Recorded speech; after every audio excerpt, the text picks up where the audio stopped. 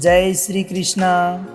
जीवन में समय चाहे जैसा भी हो, हालात चाहे जैसे भी हों, आप सदैव अपने परिवार के साथ रहो। ऐसे में अगर सुख होगा तो बढ़ जाएगा और दुख होगा तो बट जाएगा। नमस्कार दोस्तों, मैं आपका मित्र सांवर चौधरी एक बार फिर से आप सभी मित्रों का आपके अपने YouTube चैनल सांवरिया ऑफिशियल पर हार्दिक स्वागत करता हूं, जहां पर मिलते हैं आपको ज्ञानवर्धक स्पिरिचुअल और मोटिवेशनल वीडियोस। दोस्तों, अगर आप इस चैनल पर पहली बार आए हैं तो चैनल को सब्सक्राइब कर नोटिफिकेशन को ज़रूर ऑन करें, क्योंकि इसी से संबंधित आने वाले तमाम वीडियोज आपको आगे भी मिलते रहेंगे। आज के इस वीडियो में हम बात करेंगे श्रीमद् भगवत गीता जी के 18वें अध्याय से मिलने वाली सीख और शिक्षाओं के बारे में। दोस्तों, अधूरा ज्ञान हमारे किसी काम का नहीं होता, इसलिए इस वीडियो को पूरा आखिर तक ज़रूर देखें। दोस्तों, इस अध्याय के माध्यम से भगवान श्री कृष्ण ने अपने सखा तथा भक्त अर्जुन को मोक्ष संन्यास योग के बारे में बताया है। इस अध्याय की शुरुआत में अर्जुन भगवान श्री कृष्ण से कहते हैं कि हे माधव, मैं संन्यास तथा त्याग तत्व को अलग अलग जानना चाहता हूँ। तब भगवान श्री कृष्ण अर्जुन को बताते हैं कि ना जाने कितने ही पंडित काम्य कर्मों के अर्थात स्त्री, पुरुष, पुत्र, धन आदि प्रिय वस्तुओं की प्राप्ति हेतु तथा अपने जीवन में आने वाले रोग और संकटों आदि की निवृत्ति के लिए जो यज्ञ, दान, तप तथा उपासना आदि करते हैं, तो इस प्रकार के किए गए कर्मों को काम्य कर्म कहा जाता है। तथा दूसरे विचार कुशल पुरुष सब कर्मों के फल के त्याग को ईश्वर की भक्ति, देवताओं का पूजन, माता पिता इत्यादि गुरुजनों की सेवा, यज्ञ, दान और तप तथा वर्णाश्रम के अनुसार आजीविका द्वारा गृहस्थ का निर्वाह एवं शरीर संबंधित खान पान इत्यादि जितने भी कर्म है, ये सब कर्तव्य कर्म है। इन सब में इस लोक तथा परलोक की संपूर्ण कामनाओं के त्याग का नाम सब कर्मों के फल का त्याग है और इसे ही परम त्याग कहा जाता है। कई एक विद्वान ऐसा कहते हैं कि कर्म मात्र दोष युक्त है, इसलिए त्यागने के योग्य है, और दूसरे विद्वान इस प्रकार से भी कहते हैं कि यज्ञ, दान और तपरूप कर्म त्यागने योग्य नहीं है। इस पर भगवान श्री कृष्ण बताते हैं कि हे अर्जुन, संन्यास और त्याग इन दोनों में से पहले त्याग के विषय में तू मेरा निश्चय सुन, क्योंकि त्याग सात्विक, राजस और तामस भेद से 3 प्रकार का कहा गया है।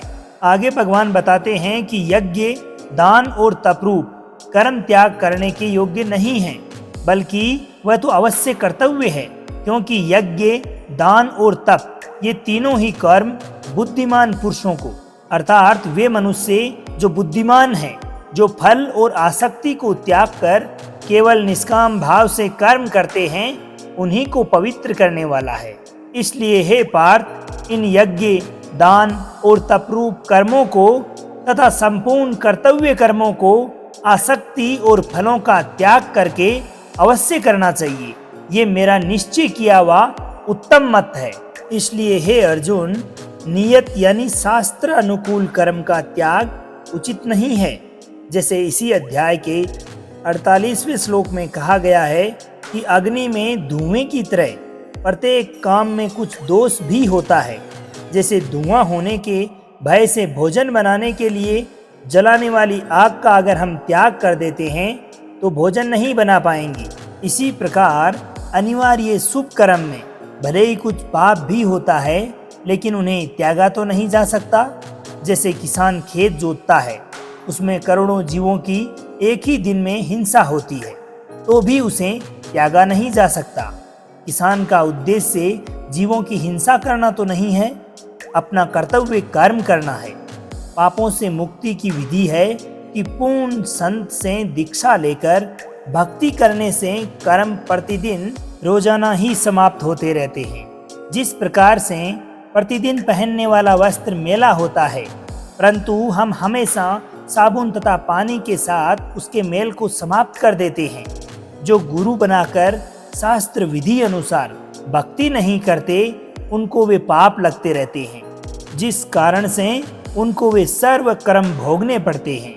लेकिन जो सतगुरु के भक्त होते हैं, परमपिता परमेश्वर के भक्त होते हैं, उन्हें नहीं भोगने पड़ते। इसलिए भक्ति अनिवार्य है। मोह यानी अज्ञानतावश भावुक होकर कर्तव्य कर्मों को त्यागना यानी संन्यास लेकर जंगल में गमन कर जाना तमस त्याग है।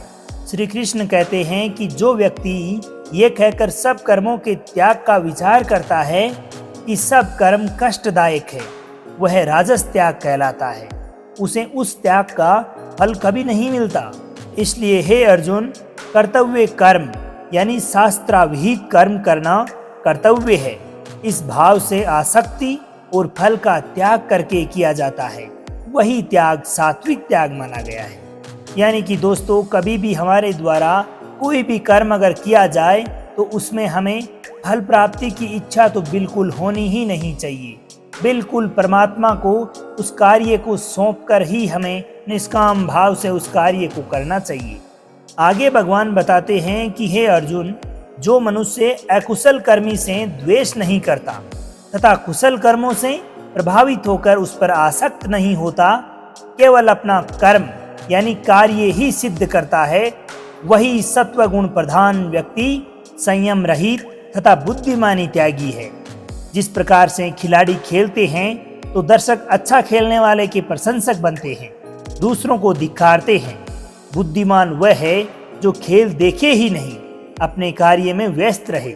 उसी प्रकार सिनेमा देखने वाले अपना समय तथा धन दोनों नष्ट करते हैं, तथा जो धन कमाने के लिए नाचकूद करते हैं उनको अपना मनपसंद अभिनेता अथवा अभिनेत्री मानते हैं, वो भी मूर्ख हैं।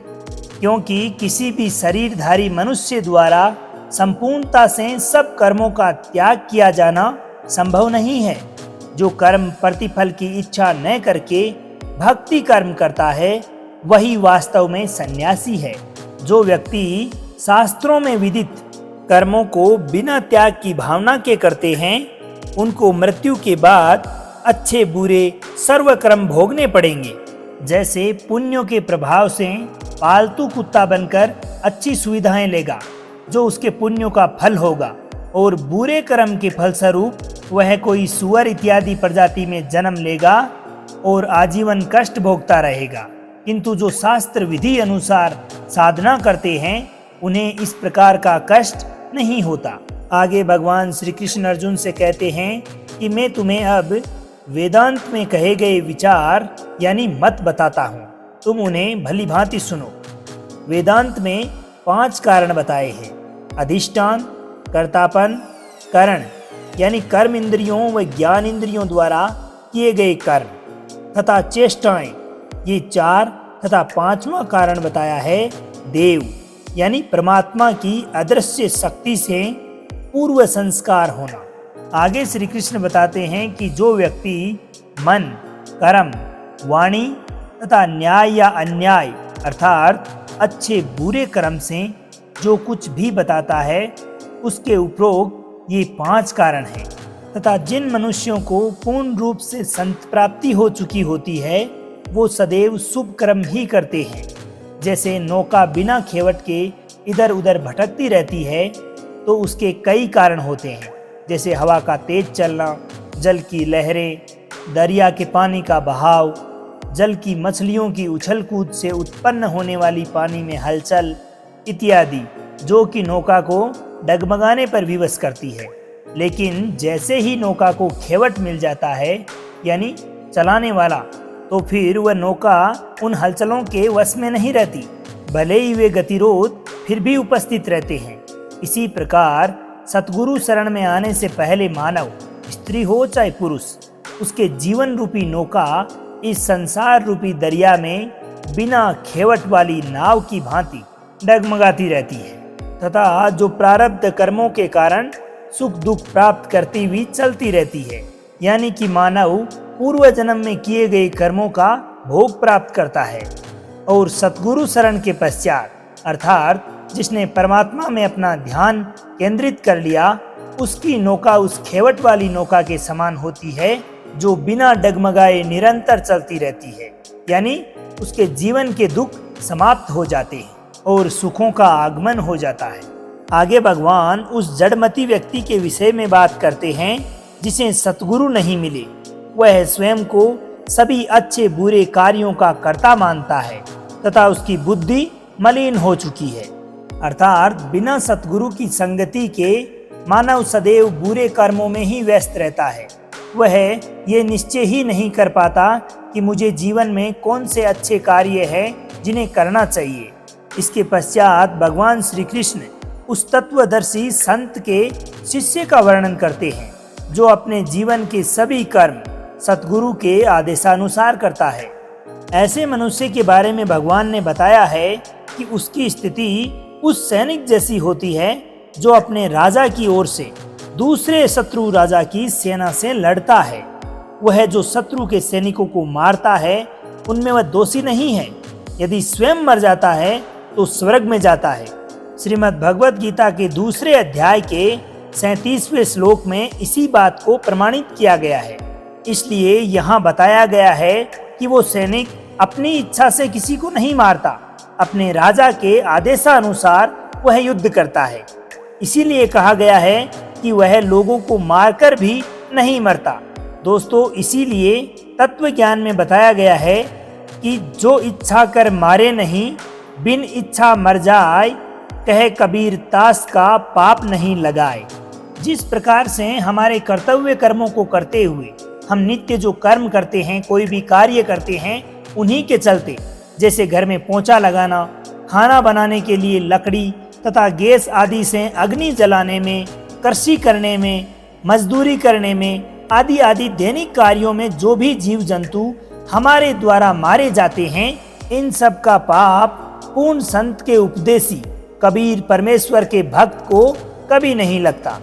अन्य जो भक्ति नहीं करते या गुरु बनाकर शास्त्रों के विपरीत साधना करते हैं या अन्य देवी देवताओं तथा ब्रह्मा तक की साधना गुरु बनाकर भी करते हैं, उनको दैनिक व उपरोक्त कार्यों के सब पाप लगते हैं।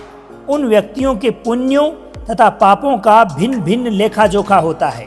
उनको दोनों प्रकार के फल स्वर्ग तथा नरक भोगने ही पड़ते हैं। लेकिन जो परमात्मा के परम भक्त हो गए हैं, उनको इस प्रकार के पाप नहीं लगते। जिस प्रकार से मान लीजिए कि कोई व्यक्ति ड्राइवर है और उसके पास में ड्राइविंग लाइसेंस भी है और उसी के साथ वह गाड़ी चलाता है। यदि उससे कोई दुर्घटना हो जाती है तो चालक प्रमाण पत्र वाले को दोषी नहीं माना जा सकता। यानी कि ऐसी घटना में लाइसेंसधारी को कभी दोषी नहीं ठहराया जा सकता। लेकिन अगर वही व्यक्ति शराब पीकर या अन्य कोई नशा करके गाड़ी चलाता है और इस प्रकार की दुर्घटना हो जाती है तो इस घटना का संपूर्ण दोष उसी पे जाता है।